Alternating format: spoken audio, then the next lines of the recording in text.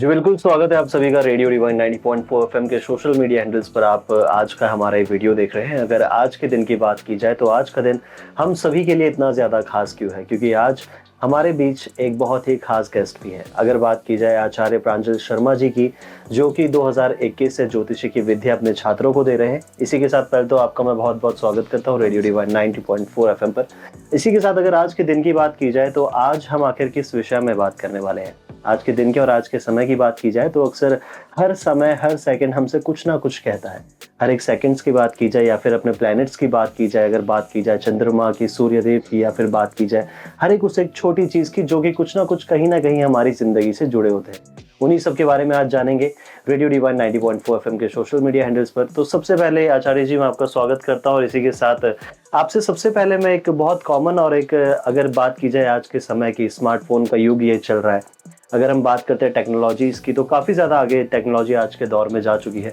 तो इसी के साथ एक एस्ट्रोलॉजी की दुनिया और एक टेक्नोलॉजी की दुनिया में आज के टाइम पर अगर हम बात करें, कुंडली एक सबसे कॉमन विषय यहाँ पर आता है कि एआई अगर फ़ोन से हम चाहें तो अपनी कुंडली बनवा सकते हैं। तो अगर एक कंपैरिज़न की हम यहाँ पर बात करें, एक अगर बहुत फ़ेमस एस्ट्रोलॉजर है, वो एक कुंडली बनाकर किसी को देते हैं। साथ ही अगर एक फ़ोन एक सब्सक्रिप्शन के कुछ मात्र पैसों से एक कुंडली हमें बनाकर देता है, तो दोनों में कितना डिफ़रेंस होता है और आप किस नज़रिए से इसे देखते हैं? देखिए, कुंडली की जो एक्यूरेसी है जी। वो आप मान के चलिए दोनों में एक्यूरेट है, कोई दिक्कत नहीं है। जो कंप्यूटर से कुंडली बन रही है वो भी बिल्कुल एक्यूरेट है, क्योंकि वो भी वही सब, क्योंकि जो कुंडली बनाने में जो सिद्धांत यूज़ होता है वो गणित सिद्धांत, हमारे में उसको गणित, जैसे जो ज्योतिष है वो 3 पार्ट्स में डिवाइडेड है। 3 पार्ट्स उसके मेन है, गणित, संहिता और होरा। तो जो गणित वाला पार्ट है, जो हमारा कुंडली बनाने वाला जो पार्ट है, वो उसमें सारी गणित है। तो उस गणित को सॉफ्टवेयर्स में ढाला गया है, जो कि सॉफ्टवेयर उन्हीं कैलकुलेशन के ऊपर काम करते हैं और कुंडली का निर्माण करते हैं। तो जितने भी अच्छे अच्छे सॉफ्टवेयर्स हैं आजकल, और जिसमें कि कंप्यूटर वाले भी हैं और मोबाइल फोन्स में भी चलते हैं, तो वो कुंडलियाँ बिल्कुल एक्यूरेट बनाते हैं। बनाने तक ये बिल्कुल ठीक है, गणित वाला पार्ट बिल्कुल ठीक है जो कंप्यूटर या सॉफ्टवेयर कर रहे हैं, क्योंकि वो गणित का पार्ट है। अगर बात करी जाए प्रिडिक्शन की, जो होरा का पार्ट है, जो हमारे ज्योतिष में होरा, जो हम कुंडली को जब बन जाती है, जब उसको पढ़ने की बात आती है, जब उसको बताने की बात आती है, उसको हम होरा शास्त्र बोलते हैं। तो होरा शास्त्र में अगर जो, क्योंकि ये भी एआई आजकल कर रहा है, जैसे कि आपने एआई का जिक्र करा, तो वो एआई जो होरा का जो पार्ट प्ले कर रहा है उसमें प्रॉब्लम्स हैं। उसमें प्रॉब्लम्स ये हैं कि जो गणित वाला पार्ट तो ठीक है, क्योंकि उसमें एक सिस्टमेटिक एक है कि भाई इसके बाद इतना ही होना है, 2 into 2 4 ही होना है ना। तो पर जो होरा का पार्ट है उसमें कई सारे फैक्टर्स इंक्लूड होते हैं, जिसमें कि सबसे मुख्य पार्ट जो इंक्लूड होता है वो होता है इमोशंस का। क्योंकि कई बार जो व्यक्ति परेशान होता है, ज़्यादातर केसेस में, कई बार भी नहीं, ज़्यादातर केसेस में जो आदमी परेशान होता है वो इमोशनल लेवल पर होता है। और उसको देखने के लिए जो परम्यूटेशन कॉम्बिनेशन या जो बाकी चीज़ या जो एज अ रेमेडी भी जो चीज़ें काम करती हैं, जो देते हैं एस्ट्रोलॉजर्स, वो इमोशन बेस्ड पे ही देते हैं। अब वो चीज़ सॉफ्टवेयर या एआई को नहीं समझ सकता। उसका तो प्रैक्टिकल एक वे है, जो अप्रोच है कि उसको इतना ही गणित करना है और उसका ही रिजल्ट उसको देना है। एक बात। दूसरी बात, प्रिडिक्शन की जो हम बात कर रहे हैं, उसी में दूसरी बात यह है कि एआई जो है वो एक कॉन्शियस लेवल जो है उसको एक हद तक ही डेवलप कर पाएगा। जो उसमें विजडम और जो प्रॉपर कॉन्शियसनेस है, जो एक ह्यूमन के पास ही है सिर्फ, जिसमें कि बहुत सारे फैक्टर जुड़ जाते हैं, जिसमें कि एक फैक्टर बहुत इंपॉर्टेंट होता है जिसको हम इंट्यूशन बोलते हैं, है ना। आपने सुना होगा इंट्यूशन होती है लोगों को, है ना। तो वो इंट्यूशन के भी कॉम्बिनेशन होते हैं कुंडली में।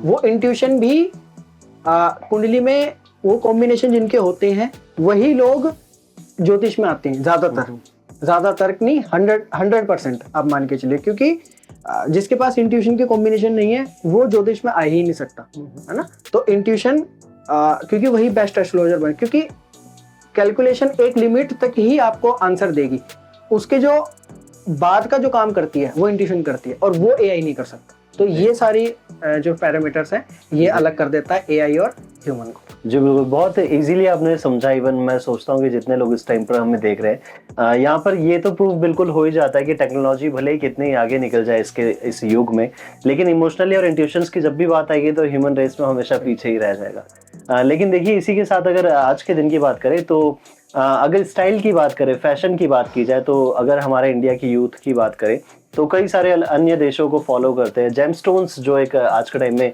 बहुत एक कॉमनली यूज हर कोई इसे करने लग गया है। तो आखिर एक जेमस्टोन अगर कोई बिना वजह पहन रहा है सिर्फ स्टाइल के लिए, तो वो उसके लिए कितना ज्यादा हानिकारक हो सकता है, कितना ज्यादा प्रॉफिटेबल हो सकता है? देखिए, इसमें 2 फैक्टर, मैं पहले एक आपको चीज़ बताऊं कि अगर कोई फैशन के लिए पहन रहा है तो इसको पहनने के 2 तरीके हैं। एक तरीका ये है कि वो जो स्टोन आप धारण कर रहे हैं वो आपकी स्किन पे टच हो रहा है या नहीं। अगर वो आपकी स्किन पे टच हो रहा है, चाहे आप पेंडेंट पहन रहे हैं बना करके, चाहे आप रिंग पहन रहे हैं बना करके, आप जिस भी तरीके से धारण कर रहे हैं, अगर वो आपकी स्किन पे टच हो रहा है तो वो काम करेगा उस लेवल पर, यानी एनर्जी के लेवल पर। अगर वो टच नहीं हो रहा तो उसको आप कुछ भी आप धारण करिए, उसका कोई मतलब नहीं है। वो फैशन के लिए आप धारण कर सकते हैं, एक बात। दूसरी बात, अगर आप फैशन के लिए अगर आप नॉर्मली उसको धारण कर रहे हैं और अगर वो स्किन पर भी टच हो रहा है, अगर आपने कोई स्टोन धारण करा और वो आपके स्किन पे टच हो रहा है, तो फिर उसका इम्पैक्ट जरूर पड़ेगा जी। अब वो इम्पैक्ट नेगेटिव है पड़ेगा या पॉजिटिव, उसके लिए फिर वही है कि कुंडली देखनी पड़ती है। अगर वो प्लेनेट का आप स्टोन पहन रहे हैं जो ऑलरेडी खराब रिजल्ट दे रहा है आपको, तो उसका स्टोन, क्योंकि स्टोन क्या करता है, पावर को, उस पर्टिकुलर प्लेनेट की पावर को एनहेंस, बढ़ा देता है।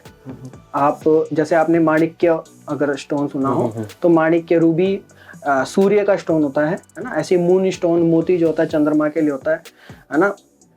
ऐसे ही हमारा रेड कोरल जो होता है मंगल के लिए होता है ना। शुक्र के लिए ओपल स्टोन होता है ना। इनके फिर सब्स्टिट्यूट्स हैं सबके, है ना।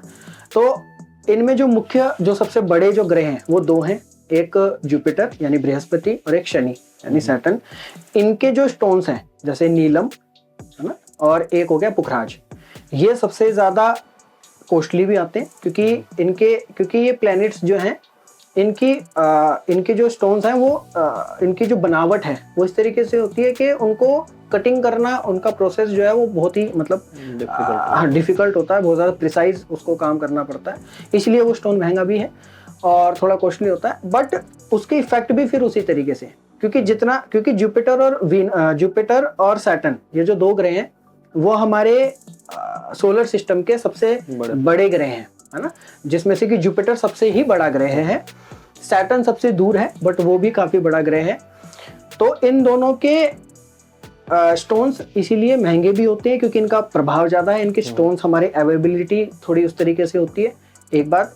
दूसरी बात कि इनके स्टोन अगर फैशन के लिए अगर कोई नेगेटिव हो रहा है, कोई प्लेनेट गोचर में या किसी भी तरीके से, और अगर आप उसका स्टोन धारण कर लेंगे बिना देखे कि ये ठीक है या नहीं, तो उसके नेगेटिव इफेक्ट, क्योंकि वो उन नेगेटिव इफेक्ट्स को भी एनहेंस कर देगा। हाँ, कुछ बदलने वाला नहीं है, बदलता तो पॉजिटिव वे में भी नहीं है, नेगेटिव वे में भी नहीं है, खाली वो क्या करता है, स्टोन थोड़ी सी हेल्प कर देता है, थोड़ा सा, है ना, थोड़ा सा बूस्ट कर देता है, एनहेंस कर देता है।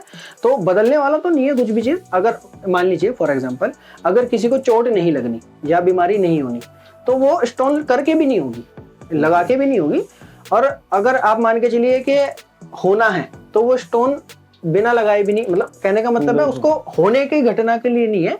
स्टोन जस्ट एक रेमेडियल पार्ट है कि किसी चीज को एनहेंस करके उसको थोड़ा सा उसके पॉजिटिविटी को बढ़ाया जा सके, और नेगेटिविटी को कम करने के लिए हम स्टोन का धारण नहीं करते, तो इसलिए फैशन में तो नहीं करना चाहिए जी। इसी के साथ अगर बात की जाए आज के टाइम की, तो अक्सर हम में से कई सारे लोग तनाव में रहते हैं, स्ट्रेस रहता है। अगर बात की जाए प्रोफेशनल लाइफ की या पर्सनल लाइफ की, तो कई बार कई सारे हर एक छोटे तनाव से हर एक व्यक्ति गुजर रहा है। तो इसी के साथ कई बार मैंने ये कई बार कॉमनली सुना भी है कि रात को जब सोने जाते हैं तो सपने बुरे बुरे आते हैं। तो क्या ऐसा भी हो सकता है कि सोने की दिशा पर हमें कभी ध्यान देना चाहिए, या फिर इसका कोई और रीजन हो सकता है? देखिए, जो हमारे कुंडली की अगर मैं बात करूं ज्योतिष में, तो ग्रहों में हमारे जो ग्रह होते हैं मुख्य, इस सब चीज़ों के जो आप बता रहे हैं, स्लीपिंग प्रॉब्लम्स आती हैं या मेंटल इश्यूज आते हैं, तो इसके लिए जो ग्रह है मुख्य वो चंद्रमा है, मून। और जो भाव होता है इसके लिए वो होता है द्वादश भाव। तो अगर किसी को इश्यूज आ रहे हैं, इसका मतलब डेफिनेटली उनके चंद्रमा में या द्वादश भाव में प्रॉब्लम चल रही है। ठीक है ना, एक बात। दूसरी बात, अगर इसको ठीक करने की बात करें तो आपने एक रेमेडियल पार्ट में ही आपने एक जिक्र करा कि स्लीपिंग डायरेक्शन, तो वो जो स्लीपिंग डायरेक्शन वाली बात है वो वास्तु का पार्ट हो गया। वास्तु भी एक रेमेडियल हमारा पार्ट है, मतलब इसी में ही हमारे अकल्ट में ही आता है। तो उसमें क्या है कि वास्तु में डायरेक्शन का फर्क तो पड़ता है, डेफिनेटली पड़ता है, क्योंकि वास्तु में जो हमारे वही सारे मेन एनर्जी काम कर रही है, हमारे पंच महाभूत और ये सब है ना, तो उनमें जो हमारे स्लीपिंग डायरेक्शन है तो उसमें हम कहते हैं कि दक्षिण दिशा जो है, साउथ के डायरेक्शन में पैर करके नहीं सोना चाहिए, है ना। अगर आप पैर करके डेली दक्षिण दिशा की तरफ सोएंगे तो प्रॉब्लम्स आनी है। क्यों? क्योंकि उसके पीछे वही अगेन, क्योंकि वो नेचर है, नेचुरल है वो।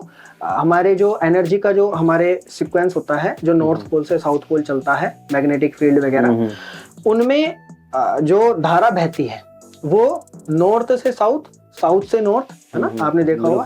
तो अगर जो नॉर्थ से साउथ, मतलब अगर आप साउथ की तरफ पैर करके सोएंगे तो आपका, अगर इसका मतलब आपका सर नॉर्थ की तरफ है ना, तो उस केस में आपकी जो एनर्जी है, जो हमारे बॉडी की जो एनर्जी होती है, ऑरा भी कह लो या जो भी हमारे, है ना, जो अन्नमय कोश वगैरह इत्यादि, उन लेवल पे, हर लेवल पे, मतलब जो डायरेक्शन की, जो एनर्जी की जो मूवमेंट होती है उसमें बाधा हम क्रिएट कर रहे हैं। नेचुरल फ्लो जो है वो साउथ से नॉर्थ है, ना कि नॉर्थ से साउथ। तो इसीलिए कहते हैं कि पैर दक्षिण की दिशा की तरफ ना करके सोएं, उत्तर की दिशा करके सोएं। एक बात। दूसरी बात इसमें आती है कि किस दिशा में सोएं, है ना। अगर मतलब बेस्ट क्या है, तो देखो बेस्ट तो दो ही डायरेक्शन है वैसे। एक तो ईस्ट यानी पूर्वी दिशा में, सर की बात कर रहा हूँ मैं, कि सर जो होता है हमारा वो या तो पूर्व की दिशा में हो, है ना, पूर्व की दिशा में करके सोए, उससे आपको ज़्यादा रिलीफ, ज़्यादा चीज़ें अच्छी आपको महसूस होंगी। और अगर आप नॉर्थ की तरफ ना करके, अगर हो रहा है अगर गलती से किसी का ऐसे, तो डायरेक्शन चेक कर लें और उसको अगर आप फ्लिप कर सकें तो फ्लिप कर दीजिए, नॉर्थ की जगह साउथ की तरफ सर करके सोएं। पैर आप नॉर्थ की तरफ कर सकते हैं, सर आप साउथ की तरफ करें या ईस्ट की तरफ करें, वो ज़्यादा बेस्ट रहेगा। उससे क्या है, आपके स्लीपिंग पैटर्न धीरे धीरे ठीक होने लगेंगे। और अगर चंद्रमा से रिलेटेड प्रॉब्लम है तो उसके लिए छोटे मोटे उपाय होते हैं। जैसे एक उपाय बहुत अच्छा है कि आप सोने से पहले और उठने के तुरंत बाद 5 मिनट ओम की चैंटिंग करें। ओम, है ना, ओम की चैंटिंग, थोड़ी लंबी चैंटिंग, थोड़ा उसके फिर प्राणायाम अगर कर सकें उससे पहले, बहुत अच्छी बात, है ना। अगर किसी को आता है तो, नहीं तो आजकल तो मिल जाता है यूट्यूब वगैरह हर जगह पर, योग का पार्ट है प्राणायाम। प्राणायाम बहुत अच्छा काम करता है उसके लिए। ओम की चैंटिंग बहुत अच्छी काम करती है।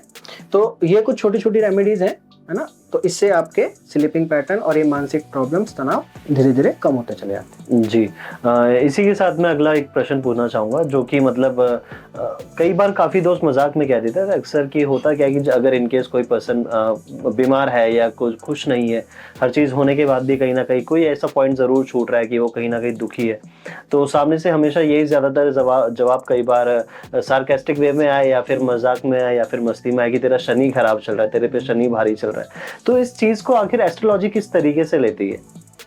देखिए, बिल्कुल इसमें क्या होता है कि शनि भारी, मतलब ये एक क्या बोलते हैं उसको, एक लैंग्वेज का एक वो बन गया, पार्ट बन गया एक। नहीं तो भारी हल्का कुछ नहीं होता। इसमें होता क्या है कि कोई ग्रह है भारी का मतलब ऐसा हो गया कि, मतलब कहना क्या चाह रहे हैं, अगर कोई भारी कह रहे हैं कोई एस्ट्रोलॉजर या जोशी, वो कहना ये चाह रहे हैं कि वो प्लेनेट उस पर्टिकुलर टाइम पर, यानी वो दशा में है, या तो प्रॉब्लम जो कर रहा है ग्रह, और जरूरी नहीं है वो शनि ही हो, कोई भी ग्रह हो सकता है, बुध भी हो सकता है ना, चंद्रमा हो सकता है, बुध हो सकता है, सूर्य हो सकता है, कोई भी ग्रह हो सकते हैं। अगेन, अगर वो खराब घरों में प्लेस्ड हो, है ना, खराब घर हमारे जो कुंडली में होते हैं वो 6वां, 8वां, 12वां घर, ये 3 ही घर सबसे ज्यादा प्रॉब्लमेटिक होते हैं। अगर इनसे जुड़े हुए हो वो ग्रह और उनकी दशा चल जाए, कोई भी ग्रह और उसकी दशा चल जाए, तो प्रॉब्लम्स सचमुच आती हैं। तो इसलिए कई बार व्यक्ति को सचमुच इंटरनल इश्यूज हो रहे होते हैं और कई बार उसको सच में नहीं पता लग रहा होता, क्या बोलते हैं उसको, मैनिफेस्टेड लाइफ में, मतलब आसपास उसको सचमुच नहीं पता लग रहा होता कि उसको प्रॉब्लम हो किस लेवल पे रही है। मानसिक लेवल पे प्रॉब्लम हो रही है, इंटरनल लेवल पे, फिजिकल लेवल पे प्रॉब्लम हो रही है, या उसको अंदर कोई बात गहरी रह गई, कोई पार्ट उसका ऐसा रह गया जिसकी वजह से उसको प्रॉब्लम हो रही है। तो ये उसकी कुंडली से देख करके पता लगाया जाता है कि एग्जैक्टली प्रॉब्लम हो क्या रही है, फिर उसका सॉल्यूशन दिया जाता है। जी, इसी के साथ अगर बात की जाए, सुबह हमारा सबका डेली रूटीन, सबका बहुत डिफरेंट डेली रूटीन होता है। कई बार अक्सर हम ऐसा सोचते हैं कि अगर दिन अच्छा गया तो आखिर हम सोचते हैं हमने सुबह सबसे पहले उठकर क्या किया था। तो ऐसी कुछ टिप्स, ये आखिरी क्वेश्चन मैं आपसे पूछना चाहूंगा जो आप हमारे लिसनर्स को दीजिए, कि जो सबसे पहले सुबह उठने के बाद हमें फॉलो करनी चाहिए अपने दिन को बेस्ट से बेस्टेस्ट बनाने के लिए। बिल्कुल, देखिए सुबह उठते ही सबसे पहले वैसे तो जो हमारे शास्त्रों के अनुसार जमीन पे सोना चाहिए, बट मतलब खास करके अगर 25 साल से पहले, मतलब ब्रह्मचर्य वाली अगर स्टेज है, गृहस्थ में नहीं गए हैं अगर, पर आजकल तो नहीं हो पाती इतनी चीजें, बट जैसे ही आप अपने बेड से उठें तो सबसे पहले आप भूमि का स्पर्श करें। सबसे पहले भूमि का स्पर्श करें, भूमि को प्रणाम करके उसके बाद आप सबसे पहले अपना जो है इष्ट देवता का ध्यान होता है, उसके बाद है ना, उसके बाद अगर आप मेडिटेशन कर पाए, प्राणायाम कर पाए, सबसे बेस्ट। नहीं कर सकते तो ओम की चैंटिंग, जैसे कि मैंने बताया, वो सबसे बेस्ट है। 4 से 5 मिनट भी अगर कोई व्यक्ति सुबह उठते ही कर ले तो उसके पूरे दिन की एनर्जी ही चेंज हो जाती है, मतलब पूरे दिन की एनर्जी पॉजिटिव हो जाती है, आप ये मान के चलिए। उसके बाद सूर्योदय जैसे ही हो, है ना, अगर आप सूर्योदय से पहले उठ जाएं तो बहुत अच्छा, नहीं तो आप जैसे ही उठें तो सबसे पहले भूमि स्पर्श करके आप सीधा जाएं अपने जो है इष्ट देवता का ध्यान करके सूर्यदेव के नजदीक यानी सूर्यदेव के पास, मतलब खुले में जाएं जहां पर आपको सूर्यदेव विजिबल हो, और उनको प्रणाम करना है। क्योंकि हर देवता के अपने स्वीकृति के ना अपने एक तरीका कह लो, है ना, या मेथड, मतलब जो भी कह लो आप, कि जैसे गणेश जी हैं वो प्रसन्न होते हैं भाई दूर्वा अर्पित करते हैं हम, या मोदक से प्रसन्न होते हैं हम कहते हैं ना, ऐसे ही हर देवता के प्रसन्न होने की एक वो है कि वो किस ज्यादा प्रसन्न हो जाते हैं, है ना, थोड़ा सा मतलब उनको वो चीज। तो सूर्य देव जो है वो सबसे ज्यादा प्रसन्न होते हैं नमस्कार से, इसीलिए योग में सूर्य नमस्कार जो हम करते हैं 7 स्टेप्स जो होते हैं उसमें, वो सबसे ज्यादा इंपॉर्टेंट काम करते हैं सूर्य देव की आराधना के लिए, है ना, सूर्य देव को प्रसन्न करने के लिए। तो अगर आप सूर्य नमस्कार कर पाए तो उससे अच्छा कोई बात ही नहीं। अगर प्रॉपर योग कर पाए, अगर सूर्य नमस्कार नहीं, तो आप सीधा अपना भूमि स्पर्श करके जाएं बाहर, और सूर्य देव की किरणों के सामने खड़े होकर के, सूर्य देव के सामने खड़े होकर के, पूर्व दिशा में खड़े होकर के, मुख करके, और आप उनको हृदय से उनको आप नमस्कार करें। और अगर मंत्र बोल सकें सूर्यदेव को, है ना, जैसे ओम भास्कराय नमः, है ना, ओम सूर्य नारायणाय नमः, है ना, इत्यादि जो मंत्र हैं, अगर आप इन मंत्रों का जाप कर सकें तो वो मंत्रों का जाप करें, उनको प्रणाम करें, और प्रणाम करने के बाद फिर आप अपनी दिनचर्या शुरू करें, है ना। उसके बाद आप अगर अपना ध्यान वगैरह कुछ इत्यादि, मतलब पूजन अगर आप करते हैं तो गणेश जी का पूजन इत्यादि करके, और अपना जो है कोई अगर आपकी गुरु मंत्र है कोई अगर मिला हुआ है तो अपना वही अपना माला जाप करके, एक स्तोत्र, एक चालीसा, एक स्तोत्र, कोई भी किसी भी डेटी जो आपको पसंद हो, ऐसा इसमें कोई पर्टिकुलर नहीं है, कोई भी एक स्तोत्र, कोई भी एक चालीसा, और कोई भी एक जाप। वो जाप में आपका गुरु मंत्र हो सकता है, या भगवान का नाम हो सकता है, कुछ भी हो सकता है। ये 3 चीज करके और फिर आप अपने दिन का अगर शुरुआत करें तो इससे बढ़िया कुछ है ही नहीं। जी, तो इन तरीकों से आप अपने दिन की शुरुआत कर सकते हैं, जिससे कि आपका दिन बेहतर से और बेहतरीन बन सकता है। साथ ही आज आचार्य प्रांजल शर्मा जी हमारे साथ थे, कई सारी खास बातें आज के हमने शो में की, यानी कि आखिर किस तरीके से आप अपने दिन को बेहतरीन बनाएं, किस तरीके से अगर आप किसी जेमस्टोन को धारण करते हैं तो पहनने का तरीका क्या है। अगर बात की जाए टेक्नोलॉजी की, तो टेक्नोलॉजी कभी भी, मुझे और आचार्य जी ने जैसा कि बताया हमें, कि आखिर कभी भी वो इमोशंस या फिर इंट्यूशंस के आगे नहीं निकल सकती। तो बहुत बहुत शुक्रिया, आज आपने हमें इतना कीमती समय दिया। और ऐसी अन्य वीडियो देखने के लिए रेडियो डिवाइन 90.4 FM के चैनल्स को सब्सक्राइब करें, और साथ ही सुनते रहे रेडियो डिवाइन 90.4 FM, जहां पर मिलता है आपको म्यूजिक का मैजिक हर पल।